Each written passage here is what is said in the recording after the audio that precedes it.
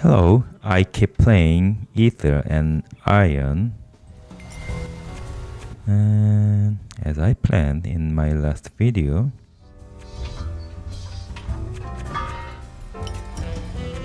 I learned these two talents for Crest.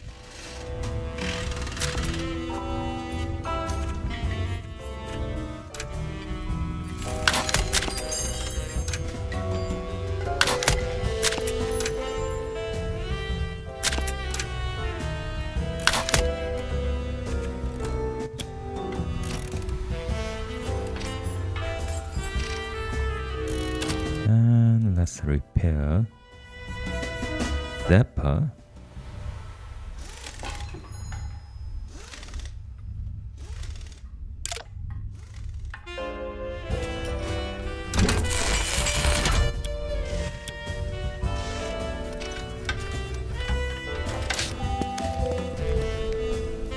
A storm brews on the shallow ferry platform, where the kid hovers over Mr. Throg, crackling with frustration like a gathering thundercloud. The old ferrymaster, like stone, resists the squall. Maybe I'm not articulating myself properly. You can hear me, can't you? Loud and clear, girl. Well, okay then. Let's cast away, or whatever the expression is. Sorry, but no. Ferry's closed. Oh, Gia, thank goodness you're here. You gotta help me talk some sense into this man. He won't... She wants to visit the well. And Miss Reinhardt might have a death wish, but I most certainly do not. She balls her little fists, barely suppressing her frustration. A new tempest is about to erupt when I steal the wind right from under her. You were going to run off without me, kid?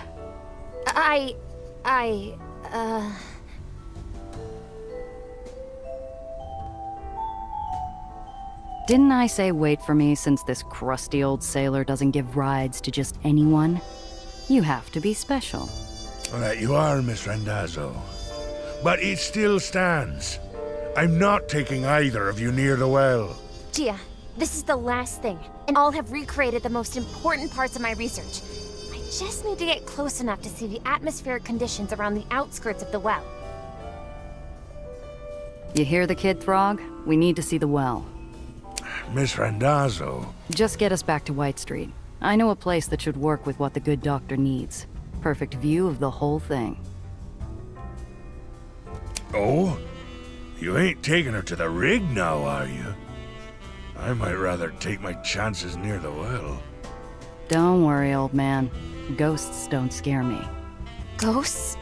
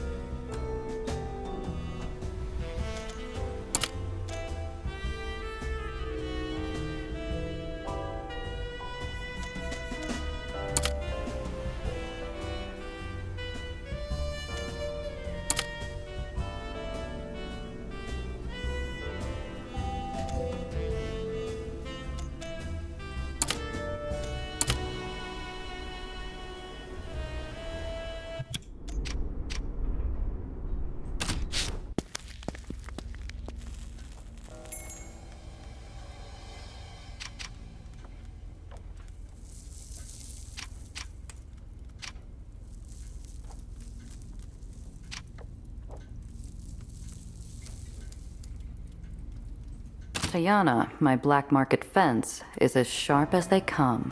From the cut of her cashmere jacket to the razor line of her jaw, she can draw blood with a glance. Even the scent of her hand-rolled cigarette, redolent with caravan spices, slices through the air with a dangerous edge.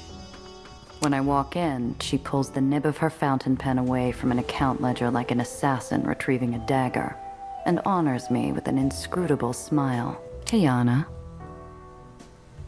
Giovanna, how's business? Can't complain. That's a lie, I could, but I won't. This is why I like you Italians. Always with your heart on your sleeve. You know, a short swim across the Adriatic, and we might have been sisters. I like to think of us that way, which is why you're going to help me patch up my new car with some better defenses. Am I now?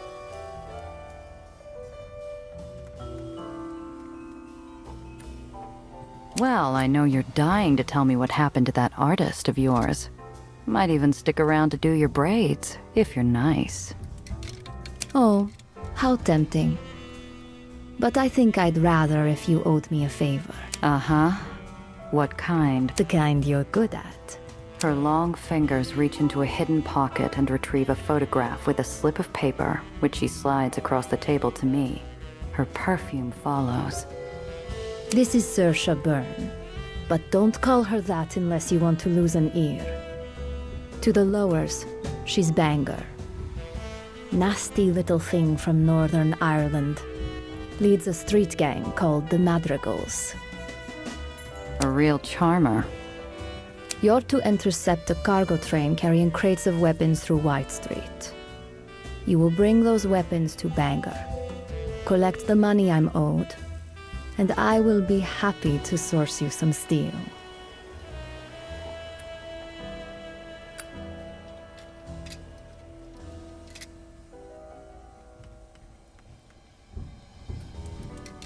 This Bangor dame sounds like a real piece of work.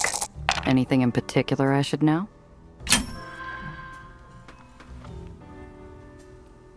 They say she survived the wasting as a child by catching and eating animals. Rats, birds, a dog if she got lucky. So she's tough. She is dangerous, and she is always hungry. I look like an arms dealer to you. What kind of weapons are they anyway? You look, Giovanna, like someone I am paying to get this done. Don't worry about the weapons. Nothing you haven't seen before.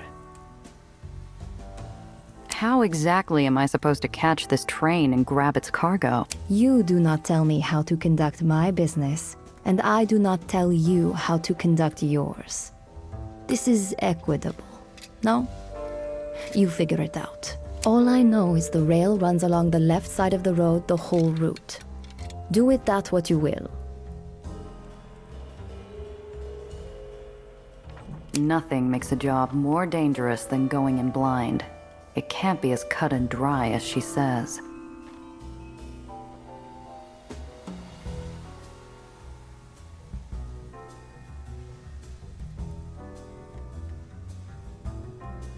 What aren't you telling me? Giovanna, the great castle libraries of Illyria could be filled with the things I don't tell you. Trust me. You want it that way. Yeah, all right. Excellent. Be sure to bring along that little scientist friend of yours. What? Why? Last thing I need is the kid slowing me down. Indulge me. And if I say no? Come. I need this done correctly. And you, Giovanna, need the money. Bring the girl. I like this about as much as a kick in the teeth. But in Pier 6, Tiana calls the shots. She meets my grimace with an infuriating smile. Fine. If it means that much to you. But my armor better be ready when I get back. Her eyes are lidded with shadow as she waves goodbye. I can't tell if it's meant to be mocking or affectionate. Probably both. Back so soon.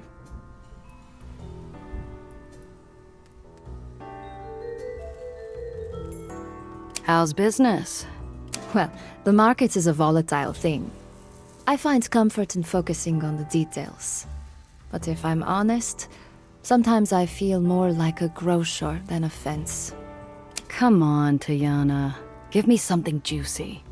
Didn't I hear somewhere you used to work for Mar Magdalene over in Dreamland? Tiana's face takes a new shade of overcast, and her hand twitches, her elegant fountain pen scratching an ugly black gouge across her ledger. I've clearly touched a nerve. What is the expression? Once upon a time? I was just a girl, and she took care of me when nobody else would. Yeah, I get it. Mentors can be tough. I wonder if I'll get to meet the old lady sometime. I am sure you will. And when you do, just remember, she may have been my tetka, but even I knew she was no kindly old grandmother. Right. I'll remember that. Were you born here in the city? No. I am a daughter of Zagreb. My parents are of old Illyria. They brought me to New York to be a princess in the new kingdom of Croatia. It is a beautiful place, Giovanna. And an even more beautiful tree. You're not telling me the whole story. Come on, spill it. They're dead. Ah. Sorry to hear that.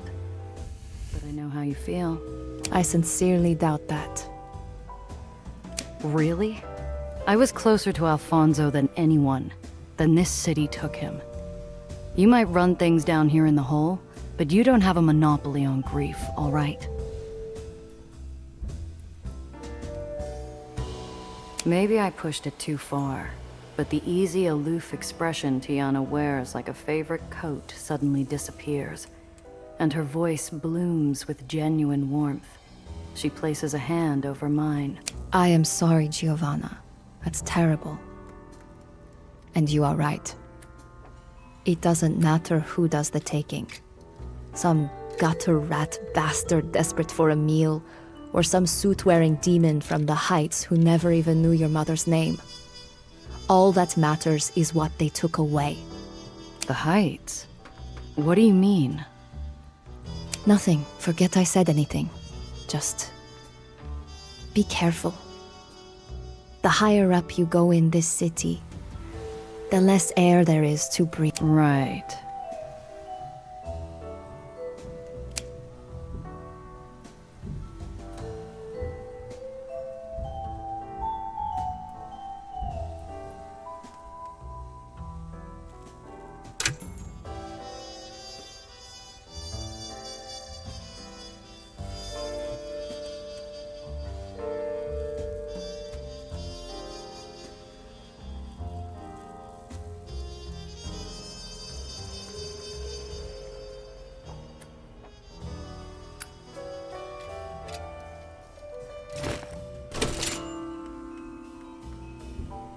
Looking for something in particular?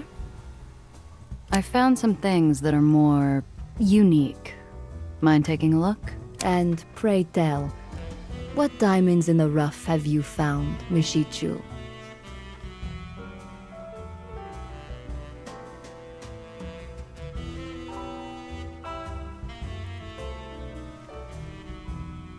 That's all. So long.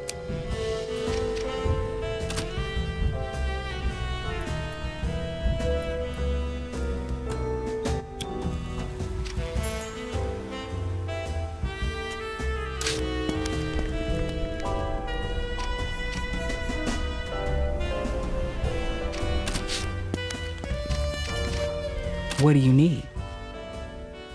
How'd you get this garage started anyways? Saved up some pennies while working someone else's garage. Eventually, I found this place and bought it for a song. Yeah? Let me guess. Cole Porter. Bet you got a lovely singing voice. Very fun. Seriously, if you had a good thing going, why give it up? Why take a big risk down here in the hole? I really got to explain that to you, of all people. I wanted my own space, Gia. My own business. So what if it crashes and burns? I earn my own money doing what I'm good at. And damn anybody who tries to stop me. Fair enough. And you are good at it. Too damn right I am. Now, was there something else you wanted? You ever miss the Aether life? Would you? I wake up and my time is my own. I get to see the stars at night. Sure, but your family, your friends? You must have some good memories. I don't know. Yeah, there were happy times. Playing wrench ball with the other kids. listening to music with my folks. But we had to fight. As she recalls her upbringing in the free homes beneath the city's islands, Cress's face takes on a solemn focus, like she's holding a hand over a candle flame to protect it from the wind. You grow up an Aether rat. You grow up hoping someday you'll make it out. And you keep that hope alive, no matter what. See ya.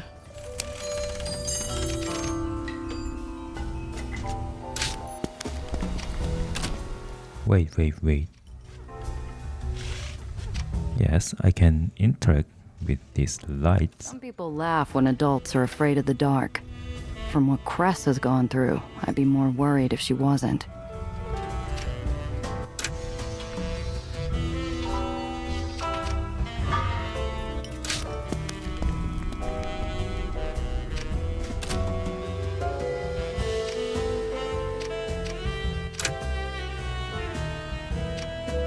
Yes?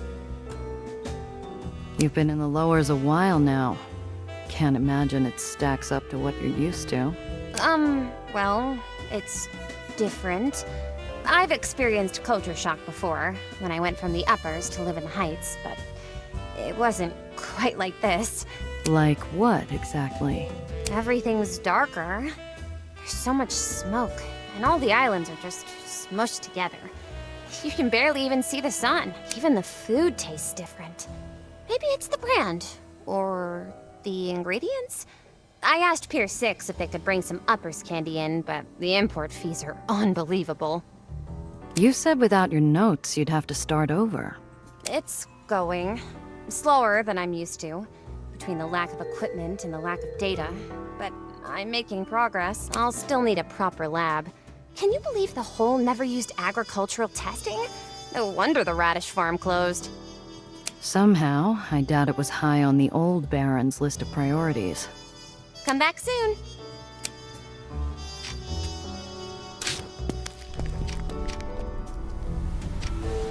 Miss, clear skies to you.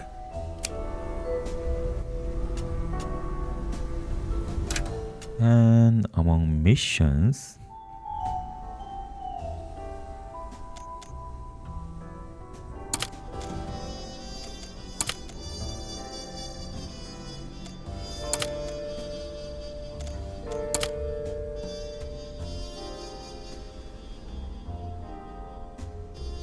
this mission requires only Gia and Cress, so I think it's better to clear this mission now.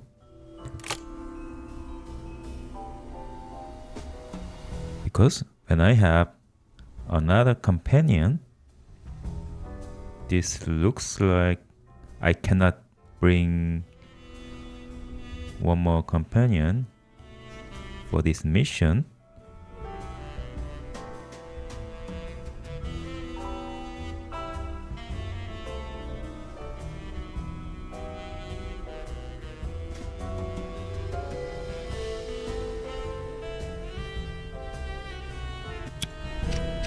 So let's try this mission first.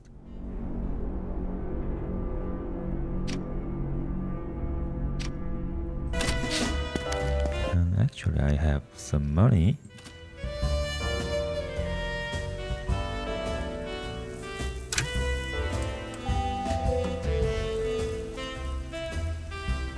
So I can buy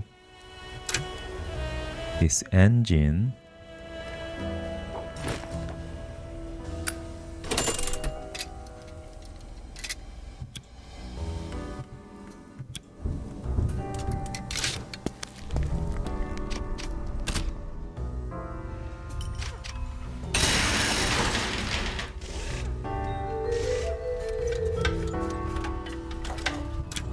AP.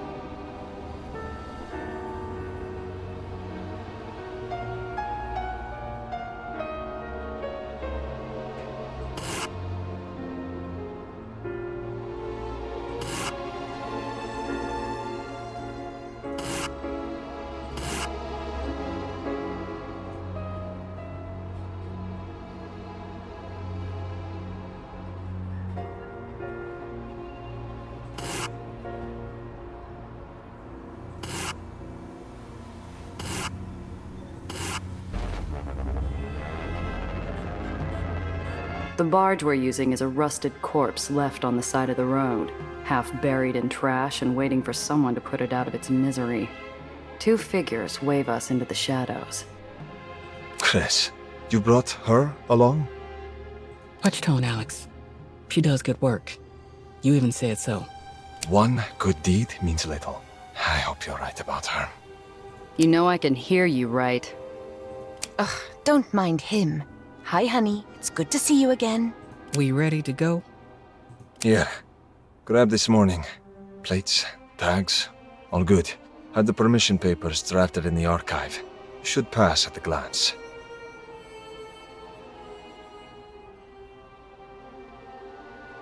You two are a long way from home. How'd you get roped into this? We need to do something. This is how we make things better. His wife's earnest response freezes the snide remark lurking on his tongue. They do the same for us. Even if not, they don't deserve to be there. Simple as that. How'd you nick a whole barge out of White Street? We took it off a driver who parks near the free home. He likes a drink before his shift. He's still asleep. We finish this right, he'll never know the thing was gone.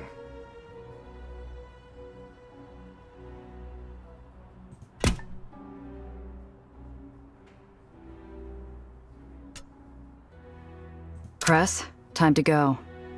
Get back safe. We'll bring everyone home. Thank you, and you too. Be safe, please. We don't need anything happening to the both of you. They unveil a hatch behind a pile of dirt and steel. Within seconds, they're gone.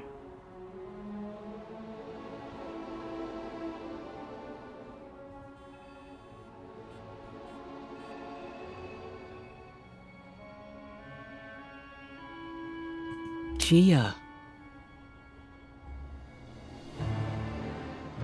Most of the time, Cress has a hardened shell, prickly to some, impenetrable to most, built to protect against the world. She turns to me, defenses up, but a vulnerable seriousness radiating from her. I'm not leaving those people stuck in that hellhole. You're running interference. I need you to get me there and get us all out again. If anyone sees us, it could blow the whole thing.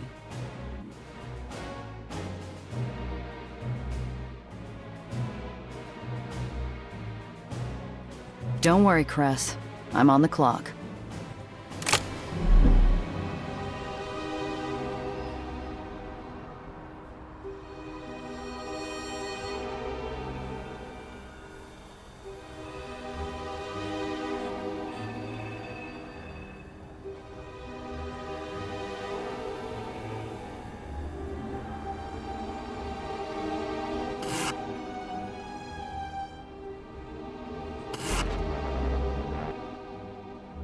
I'd hoped for smooth sailing, but the lone guardsman up ahead poses a problem. He's bored, waving his gun around like a toy, looking for anything to make the night more exciting. He spots me. Damn it. I can see the barge moving up the ledge of the island, nearly within sight of the guard post. I have to keep the heat off us.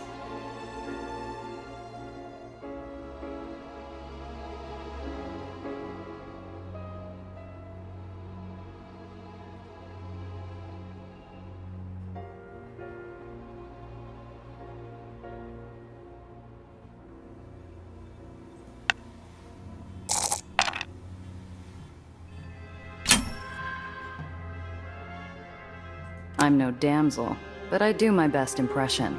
I mess my hair, widen my eyes, and drive up to the guard. Sir, help. They're after me. Bandits, thugs, evil men. They're right behind me. I only just escaped. The guard shoots me a grin more bloodthirsty than reassuring. He thanks me before sprinting off to rain vengeance on my imaginary attackers. Nice work. We're through.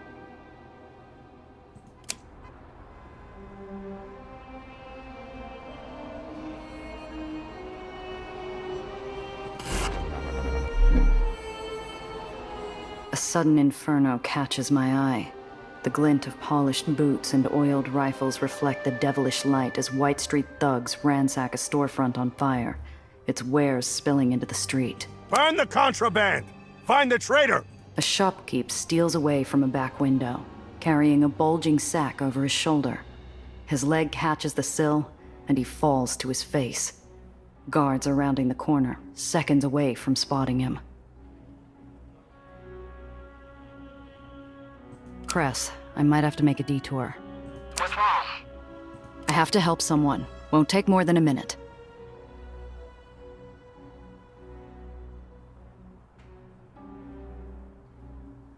Don't you blow this, Chia.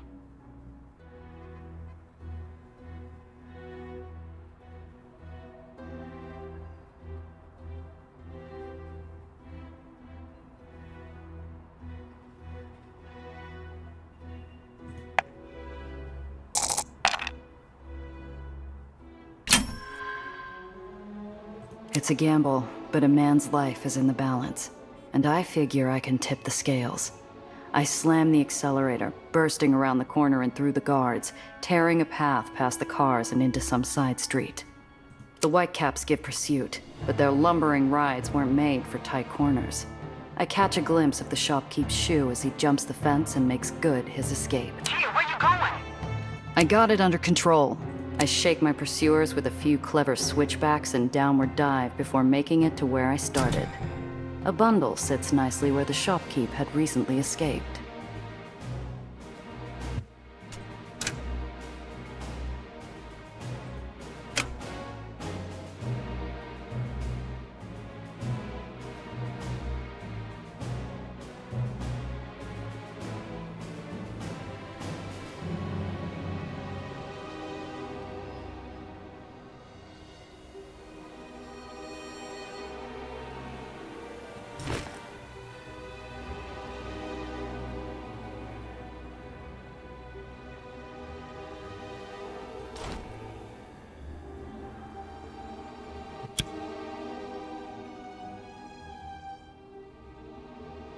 Well, would you look at that?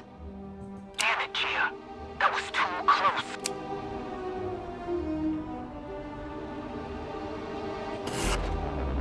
I load my car onto the barge and take over at the helm.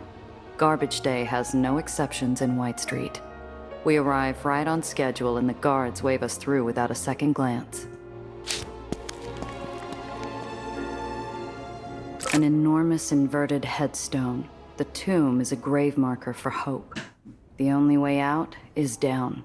Nothing and no one gets out, unless they're dropped to the earth thousands of feet below.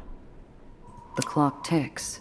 Cress and I wait in a darkened bank of smoke and cloud. 10 minutes late. They'll show up. Just watch for their signal.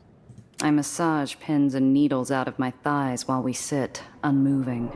It's only a matter of time before someone comes around to ask questions. Cress, get down! Cress ducks under the dash while a massive shadow swoops alongside us. A groaning barge burdened with thousands of pounds of waste, driven by a man oblivious to our cold sweat. Hey there, slow day, huh? Yeah, just waking myself up. Hey, oh, I get it. Nobody's busting you for taking a 5. I was just taking a break myself. Mind if I join you? Something shines in the darkness behind him. The signal? My heart's in my ears as I figure out how to move the barge captain along. Get rid of him.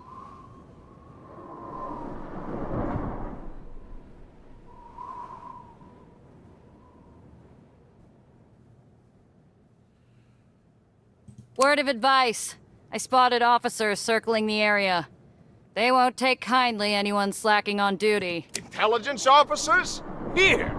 You're pulling my leg. It's been quieter than a cemetery. Just up on the east ledge. Probably planning a surprise inspection. I'd beat it. Good tip. Take care, friend. They'll take at you for anything. Dirty magazines, parking, panning your neighbor's dog green. The barge pulls away and Cress unhides herself while I hunt for the glint of signal light.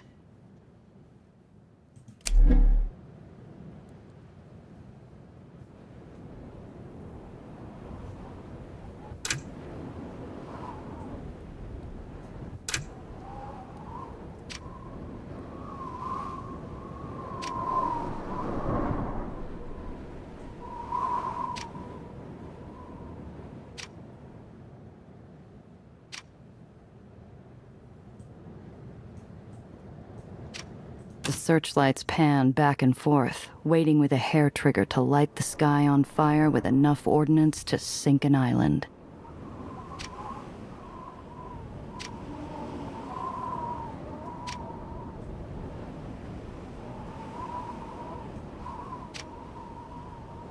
An observation booth surrounded by darkened glass and the big blue nothing.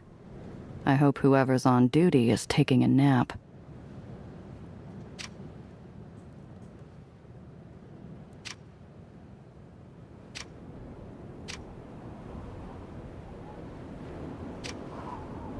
Many attempts have been made, and each time it's made clear. It doesn't matter how much firepower someone brings, the prison remains unassailable. Cress, there's the chute. A pencil-sized light in the mouth of darkness. Adrenaline and hope are the only things keeping the Aetherians from losing what precious grip they've got on that chute. That's them! Go! Wait, searchlights first.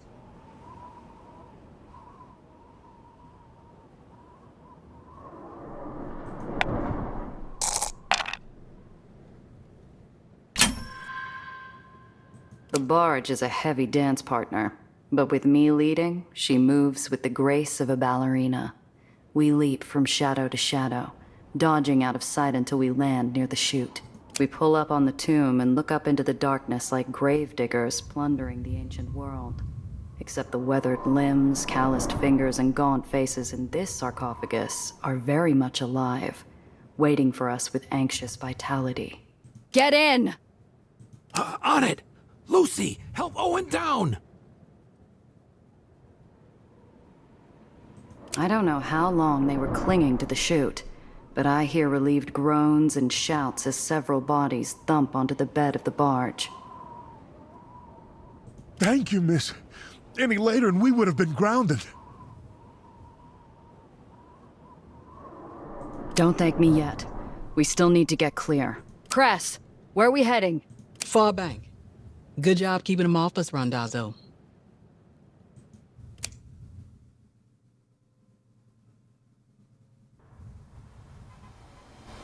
The tomb's guards buzz around looking for us like angry wasps defending their hive, but we're safe from their stingers. For now.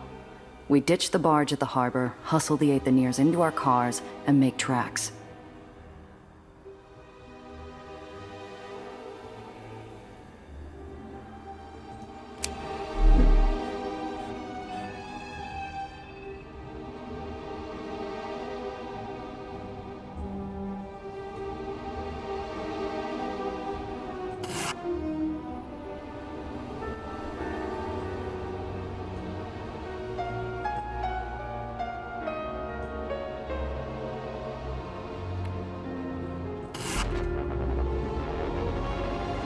Here! Cress points to a wall of nothing but discarded machinery. But then, I see it. A small Aetherian symbol. The hidden door opens before I finish hiding the cars. Paupers must be watching. Gia, no matter what, stick close. I mean it. Where are you taking us?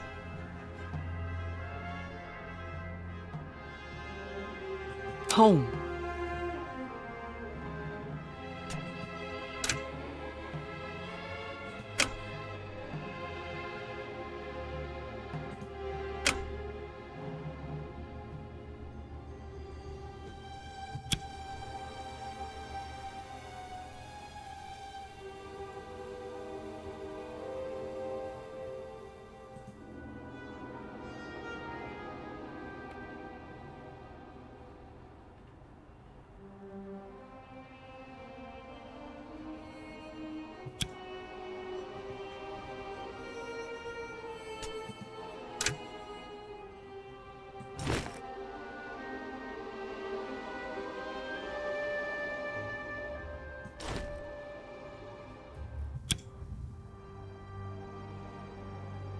Cress is my only point of reference as we navigate the Undercity. A maze that winds and bends in the dark blue light flittering through gaps in the brick and machinery. We reach an unmarked door. Watch your eyes. A hidden cityscape, bathed in aether light and rhythmic machine sounds, spreads out before me. I exhale an appreciative whistle while I blink the dots from my eyes. Not what you were expecting.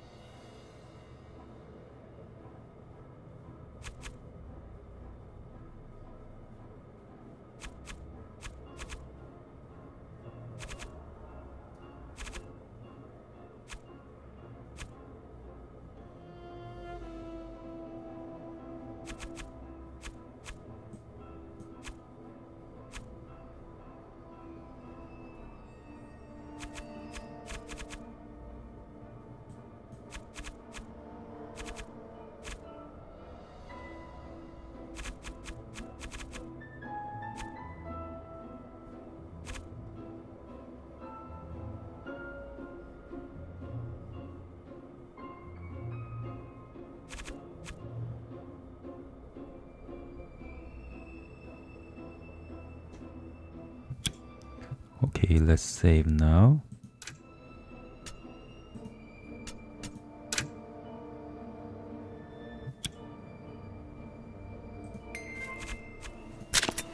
I learned this one. And for Cress, let's learn reconfigure first.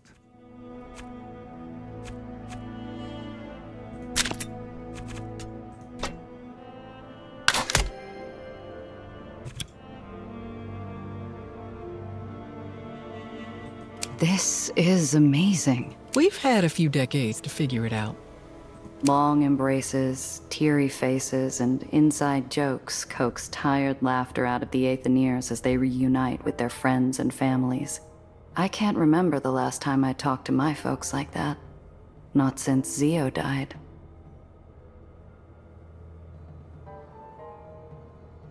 The tomb had aged them, but the promise of safety rolled back the years, returning them and their loved ones to better times. You all right? I'm better off than them. They've escaped the tomb, but they're still prisoners. We'll have to beg another Baron to take their contracts, and then this whole thing starts over. You got them out, Cress. Everyone got to walk away. Sometimes that's the best outcome. It shouldn't be. Cress? Hey, is Owen settling in okay? Yes, thanks to you. He'll be fine. We all will. But, I'm actually here to tell you Iron Hand's looking for you. The Aetherians around us stare sympathetically. Some even shrink away with looks of guilt. Gia, I have to deal with this. If I'm lucky, it won't take long. Stay here.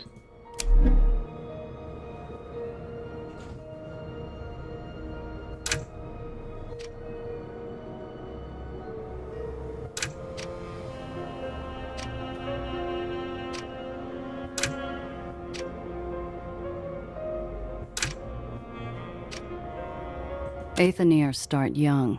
They learn to take your car apart long before they develop their whitewashed eyes.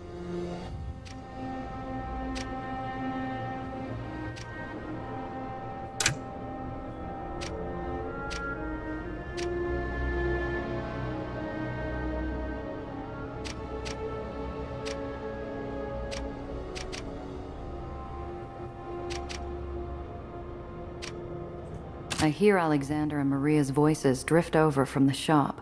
Despite their hushed tones, it's not hard to guess the source of their concern. Not good. They need food, bandages, water, but we're stretched so thin as it is. It can't be helped. They're family. We'll find ways to survive. It's what we do.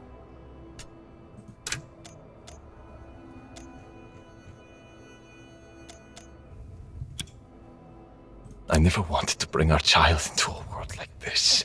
I didn't want them to just survive. I wanted more. Better than what we have. Lexi, we'll get through this. We're going to make a better world together for all three of us. We still have options. Don't give up hope yet. Alexander rests his head on his wife's shoulder. They're lost in a few moments of peace, just the three of them. Whether it's the quiet or the exhaustion, there's no anger when my presence intrudes. Topsider, you pulled through. Thank you, truly. When we lost them, we almost... You don't know how many spirits you've lifted. Thank you.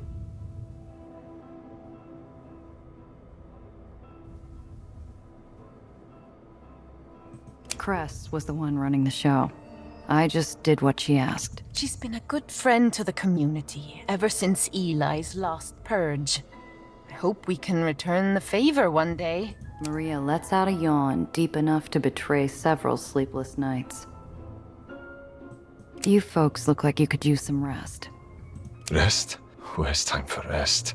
The terriers say double shifts will end when the war ends. It's been this way for years. It didn't used to be this bad, even for White Street. But after the bombing at Santa Anita, the priorities changed. Eli took off the sheepskin, that's what changed. He was looking for an excuse to go back to war and dragged us with him.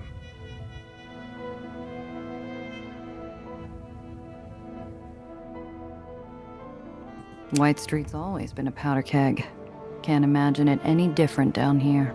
You think terriers, contracts, and long hours are new to us? We're taught the terms from birth. But it used to be livable here. Clean water, islands that didn't flip barrens every few months. We took care of ourselves. Even topsiders were friendlier. There was this one older lady, owned a pool. Sometimes she'd let Lexi and I go at night. Maria? And swim! We could keep the lights off and no one knew we were there. She died not too long ago. The new owner tried to report us first time we showed up. It doesn't matter, the space was requisitioned for military purposes sometime later. Everything for the war effort. I overheard you talking. Something about making that made ripples in whatever bubble of peace they had. A subtle glance, a flash of worry, and silent debate passes between the two of them before the tension drains. You see how we live? Our children shouldn't know how to use a wrench before they know how to walk. I want to teach our child more than taking apart generators. How to make music, how to swim, how to wind skip. Do you remember when you taught Kelly's boy how to skip stones? You two stayed up all night. That boy. Clumsy, but determined. Couldn't get more than 2 bounces no matter what I taught him.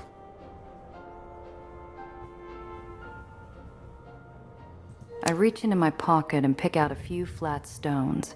I make sure there's eye-catching patterns and colors, the kind I would have snapped up as a kid. Here, blue ones from the burrows. Could probably spin a story off that. Skipping stones. You keep these on hand? I like to have them handy, just in case. Alexander smiles softly, holding my gaze as he pockets the stones like he's handling a wrapped parcel. Thank you.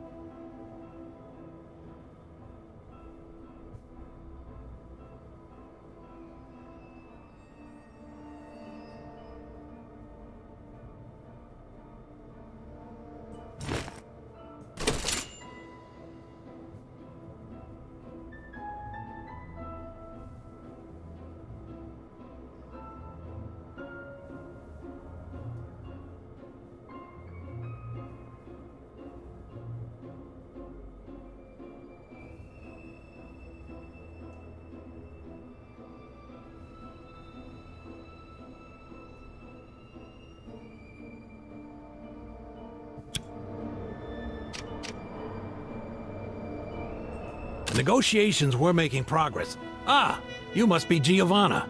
Gia, I'm told you prefer. Sam Lowe, president of the Undercity League. The so-called rats might get looked down on, but even the barons had to pretend to play nice with the Undercity League. Samuel Ironhand Lowe represented every Aetheneer in New York. I have to thank you. You kept our Cressa alive today. He sticks out his hand to shake. A genuine smile follows. The man's warm, inviting. A memory of Pop showing us our new sweaters on Christmas morning floats up from the recess of my mind.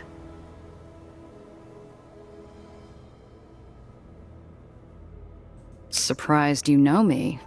What have you heard? My name's taken some hits.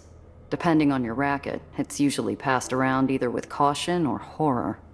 He turns towards me, thumbing his suspenders, and gives me his whole attention. Good things. Our friends Alexander and Maria, and Cress here too, describe you as someone to rely on. That's it? His eyes drape over me like a warm blanket, wrapping me in an understanding look. He knows. He knows all of it. This city is filled with stories, Gia. I've heard them all. What I've found is that the only ones worth paying attention to are those happening right now. And your story right now is quite exciting. What's the Undercity League doing in White Street? Negotiation. White Street's been so busy with their war that they've neglected their duties. Eli is still obligated to provide every basic necessity to his Aether engineers. Your negotiations have gone nowhere, Ironhand. The shortages, the imprisonments, the Terriers having free reign over contracts. You're begging for scraps. Don't downplay our progress now. More food, medicine, and parts. Even some years shaved off contracts. Negotiations might not be as flashy as a prison break, but they make a difference. You didn't see them in the tomb. They couldn't wait. And now how many more will be rounded up, locked away? How many Terriers will be down here intruding in your lives, looking for those you freed? Adding more years to contracts. Eli is not made of stone. Even he's capable of compassion. He could have been talked into seeing his judgment was too hasty. Now he'll harden himself. You give him too much credit. He will regard every one of us as a potential accomplice. He's never gonna change his mind, no matter how much ass you kiss. He was stringing you along. You're still just a rat. We're all just rats. I am certain your friend here, even in her line of work, is familiar with making compromises with the Barons in order to succeed.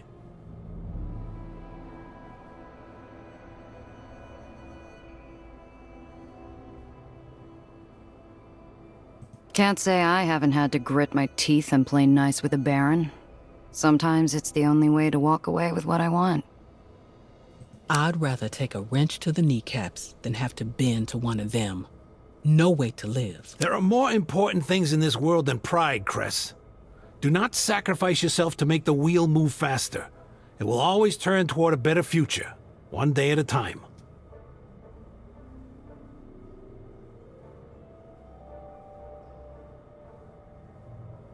But what's done is done. Cress, I may not agree with your methods, but thank you. Thank you for helping them escape. I will take care of the rest. What are you going to do? Eli's probably heard about the prison break by now.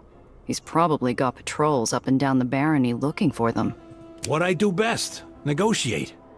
Our newly liberated friends will need new homes, quickly. I know barons who will buy the contracts. People who are not unreasonable. But Cress, next time remember, there is always a risk when you charge at the lion's head. With that, the venerable Iron Hand leaves us, sharing friendly smiles and kind words with those he passes. Cress, on the other hand, goes slack. Look at them. They believe every word of it. That this time the negotiations will work. They shouldn't have that hope. You all right, Cress? That didn't seem like the first time you've gotten a talking to.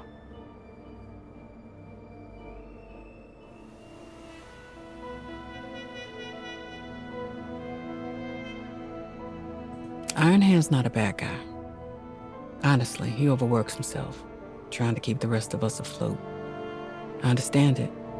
but he makes it hard to argue back. The more I look at Cress, the more I see the sway on her feet, the way she keeps massaging around her prosthetic limb. Either the job or the chat with Iron Hand was catching up to her. Ready to head back? Not yet. I want to stop off at the Department of Contracts.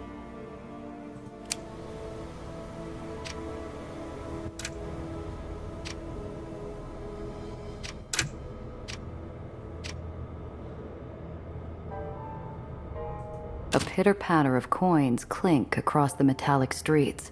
I watch as a group of Aethaniers take turns pitching coins at a tiny basket on the wall.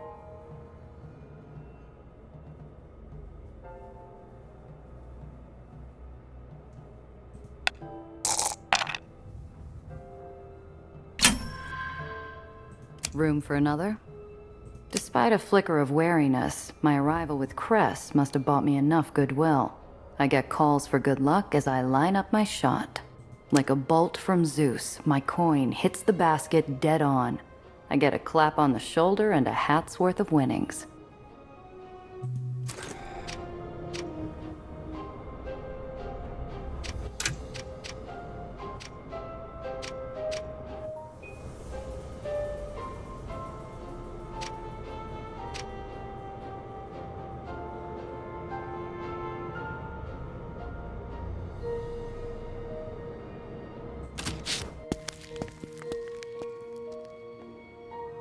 Cress walks me through a door that smells of old paper and cooling coffee, and I double take.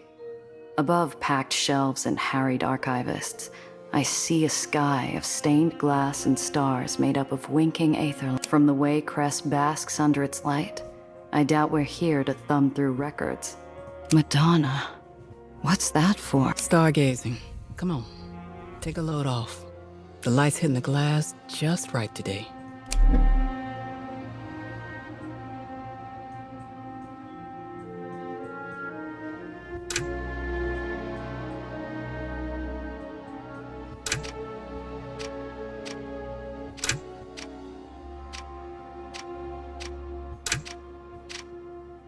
San Francisco doesn't look that far away.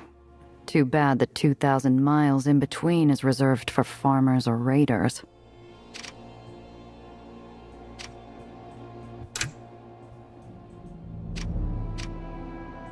My eyes skim a series of titles to do with Aethaniers and Aether theory. Behind me, I hear Nellie gasp in anticipation, delight, recognition.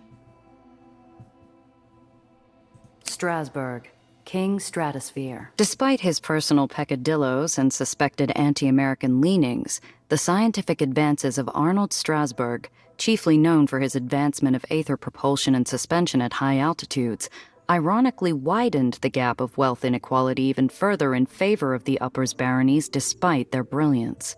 I'm sure Strasbourg himself would have something to say to this author, if he hadn't disappeared into thin air. The origins of Aether. Though the early successful advances brought about by the discovery and development of Aether for purposes of construction were reasonably well documented, the explosive failures of its early experimentation, most notably the fatal Dews Reservoirs incident in which 38 technicians lost their lives, are less so. Due to the confluence of shared credit as well as blame, it is difficult to pin down who is most responsible for these first developments, as no less than 6 scientific collectives each claimed credit for those breakthroughs, while trying to avoid blame for any shortcoming. Same as it ever was. If you can't prove something is yours, muddy the waters enough for a partial payday. All the colors of the rainbow. Theories regarding a so-called Aether spectrum. While the vast majority of Aether scientists agree that theoretical colored Aethers are nothing more than a load of bunk dreamed up by weapons developers, a small number of researchers theorize that such weapons could be developed as soon as 30 years from now. Or, as it turns out, a whole lot sooner. No understanding of brevity. I spy a collection of volumes, most of them hand-bound in leather or fabric. Huh. Looks like they were all written by Aethaniers. Each spine features a tiny brand corresponding to the free home where they were written. Conover Place. A nice place to lurk. When my folks got our contracts moved here from Pendleton Rocks, we would be treated nice, humane-like even. More money to go around, they'd tell my sister and me. The Terriers aren't as strict, as if that meant anything. We won't be allowed topside, though. Not that they could tell without our eyes in. 1932. This one hasn't aged well. Conover Place burned a year after this was published. Most of the Aetherians dead, sealed in an iron coffin. The bones of Metropolis. My father worked the steam vents to his dying day. Son, he gasped, while the sawbones struggled to replace the fluids his burns had leached from his parboiled body. This ain't no life for man or woman. But what else is there, Pop? I cried, pounding on the wall with work-rough hands. What else is there?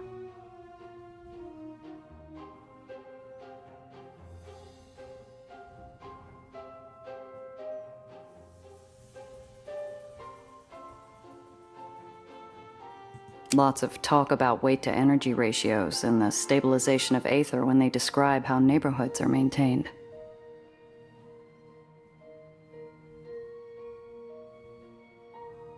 The Ghosts in the Pipes, a study of location-based psychoses in the Undercity. Unable to find a common thread other than rough location, Dr. Fisher launched an in-depth investigation into why the men and women within the Racine Undercity were exhibiting a higher-than-normal rate of aberrant behaviors than other Aetherian free homes within the lowers. After 18 weeks, Fisher concluded that the chronic insomnia and resultant anxieties were directly tied to the sound of waste fumes vacated through improperly repaired pipes running through the maintenance tunnels, leaving the inhabitants surrounded by a constant sound resembling unending, unintelligible wailing, called the Ghosts in the Pipes by the locals. Dr. Fisher himself was not immune to the consequences of this phenomenon, and was remanded to a psychiatric institution after the study's conclusion.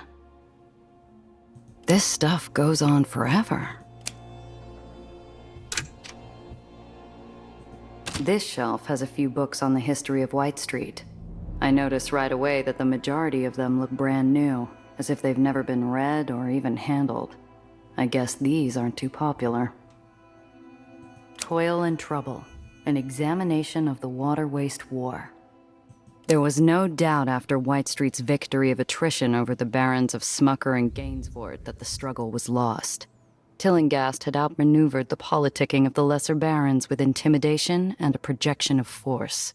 With the conflict resulting in a decisive stake in the city's water futures, the peace-loving General Tillinghast could, at long last, lay down his sword and enjoy the peace his vigilant... Peace-loving? Right. And I'm Kaiser Wilhelm.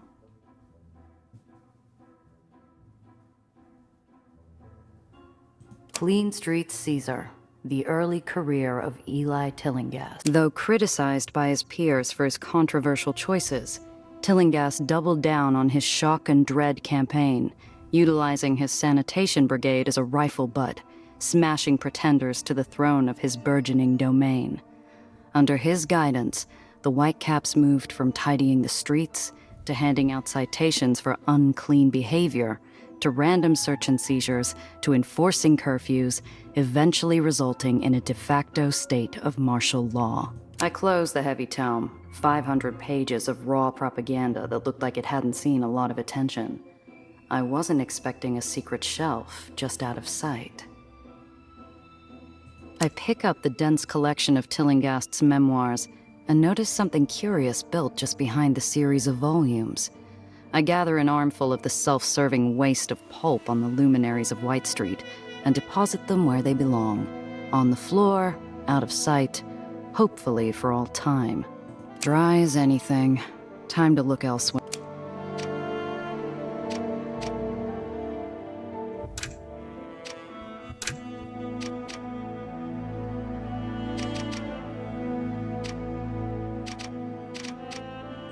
Looks like a pretty wide selection of modern history on this shelf.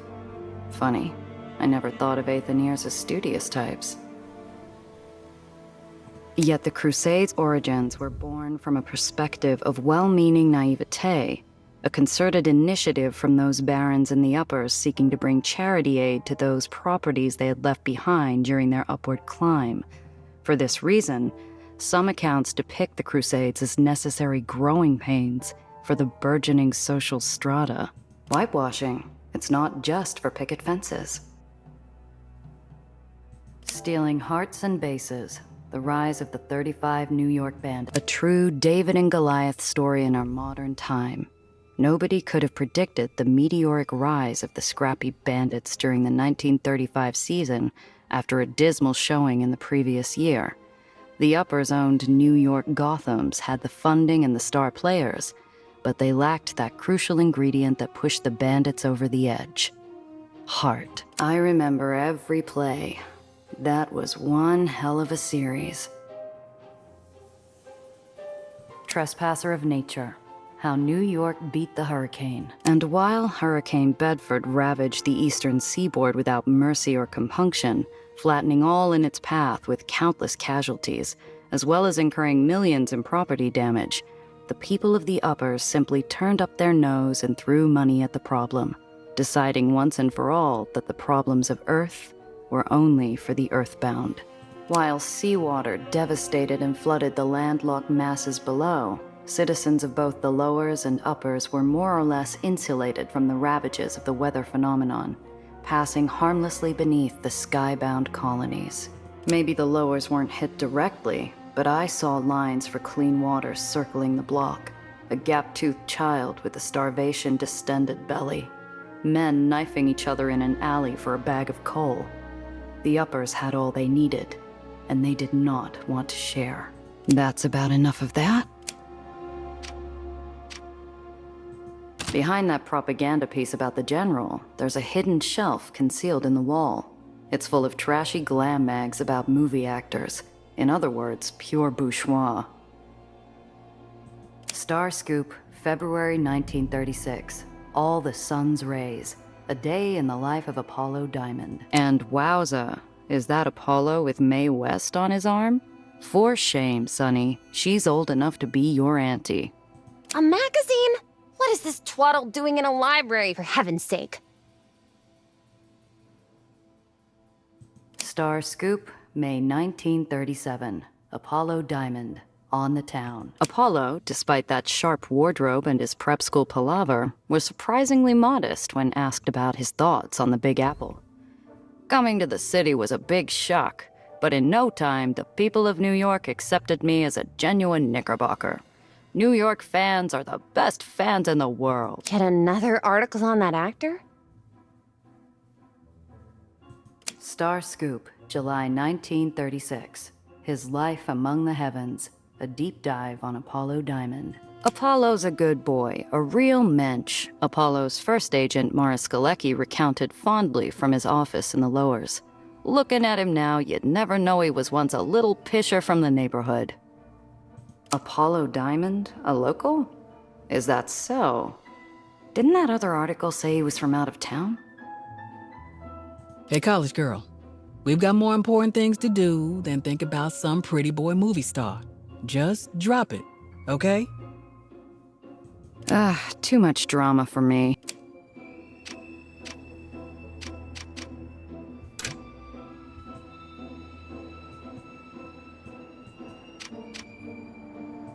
Cress claims a spot like it's a regular perch at a bar. I follow her lead. Never thought I'd be stargazing indoors. Yeah, well, you get used to doing those things indoors. When terriers and barons keep hammering you back down. They think if they keep the sky away, you stop looking up. So, we brought the sky to us.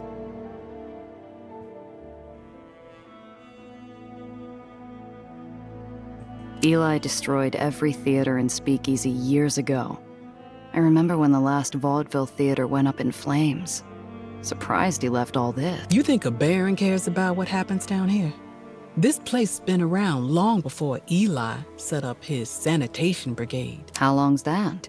1880s, sometime after Holdstone. It was a memory burned into the minds of every New Yorker. An Aether photographed as they jumped from an island on fire. The island sank, thousands died. Fleeing rats were blamed. The rest is history. Reminds me of nights on the roof with Zio. You could see stars in the burrows? No, this was later. I just found this little apartment. Remember, what's his name? The Baron who only wore red? He called himself something. Mr. Love? Ran the gentleman's quarter. That barony's out south now, I think. Ugh, slimy bastard. So, I just moved in. Zio comes by, brings a 30-year-old bottle of whiskey from who knows where. Talks about that time he got stranded in the Russian wilderness running guns in the Great War. I like that story. He always said the stars brought him home. You really think he outran a bear at the end?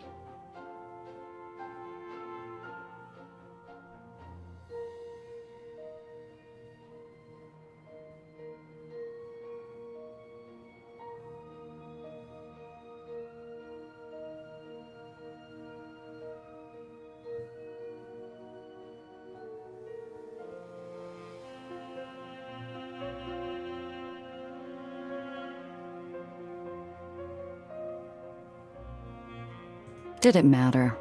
Every time he came home, his stories make comic books feel like reading a technical manual. Like I was out in the world with him. Cress stares upward into the faux night sky, her pale eyes darting from star to star. I miss his stories about the constellations. He knew them all.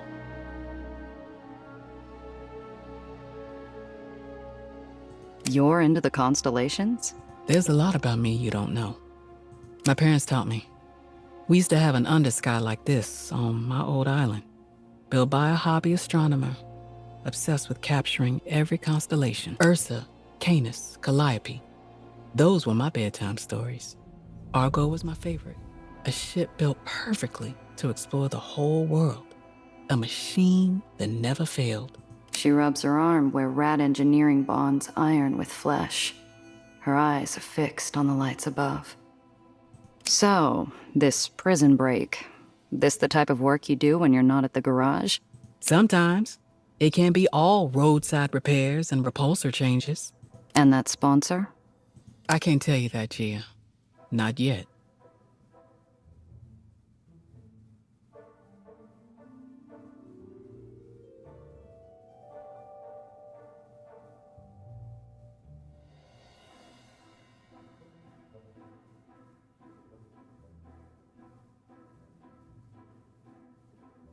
You trust this person more than me?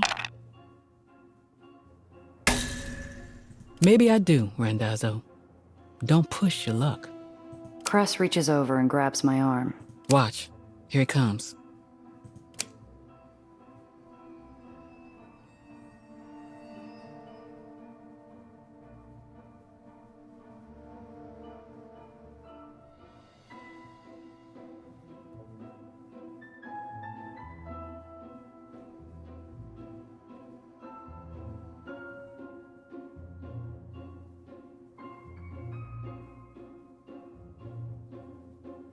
It's always beautiful. Every time. There's real hope out there, Gia. There are people out there who are changing things, fighting back against the barons. This was only a small part. Fighting barons will get you shot, Cress. There's enough tragedies in the lowers to fill stacks of tawdry magazines. They usually end with, "They died doing the right thing." You sound like Iron Hand. You two might compromise when it comes to tyrants, but I can't. Hey, Gia, thanks. I know you're really just looking to polish your rep, but you did good today. Look, you've done me a lot of favors lately. With the past year, with my car, and with Zio. This was the least I could do. Don't get mushy on me. Anyway, we should get back.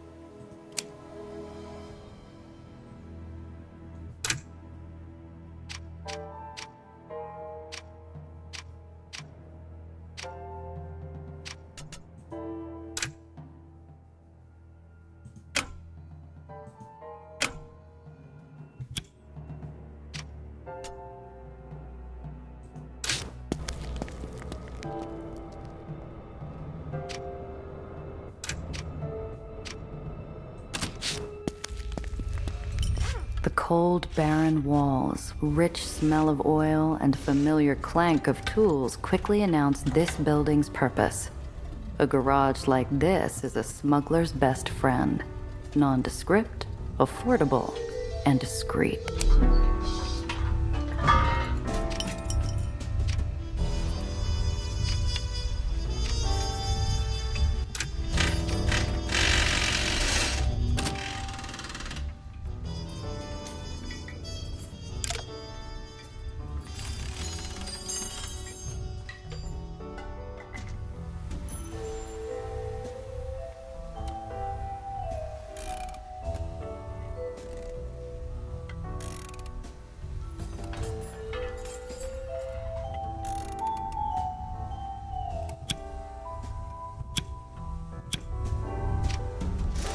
So we have one more vehicle.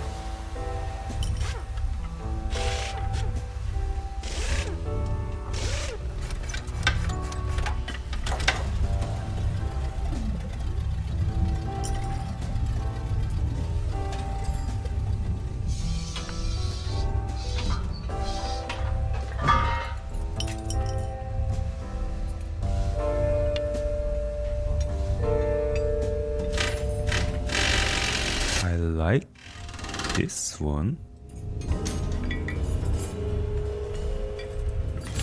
Can equip 2 heavy weapons.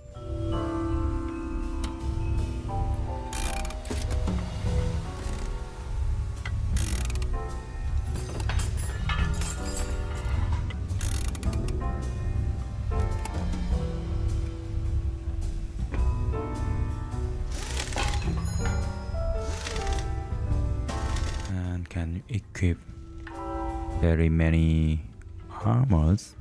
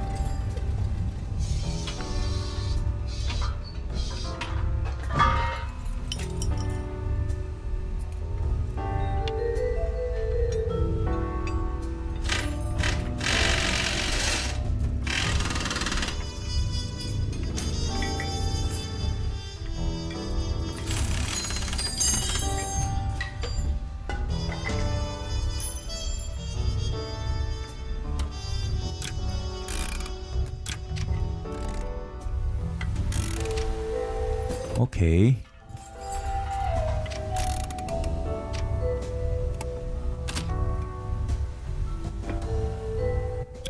I'll set up my vehicle in my next video. I have to choose between van with heavy weapons, 2 heavy weapons, and Zeppa with 2 light weapons and 1 undercarriage weapon.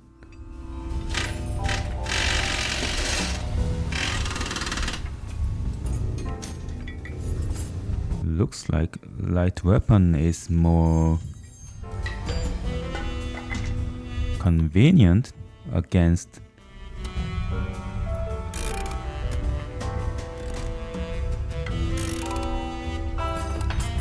single target enemies.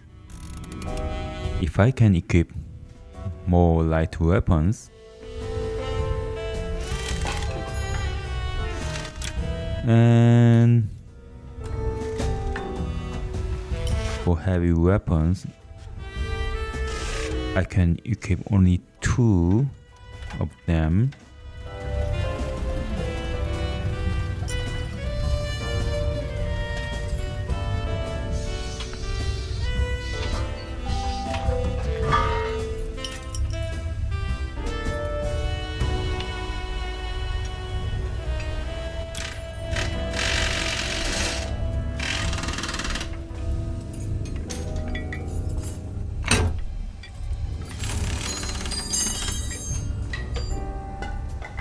And I think flatbed is impractical because I don't think we need 3 auxiliary slot. Maybe this wagon can be more practical because this one has auxiliary parts on the carry weapons and light weapons.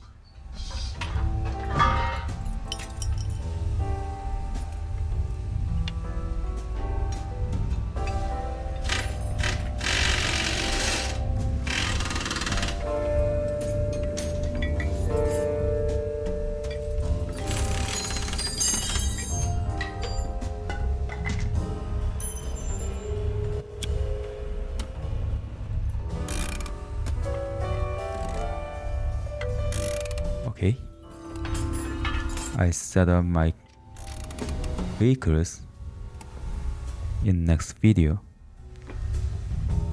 See you next time.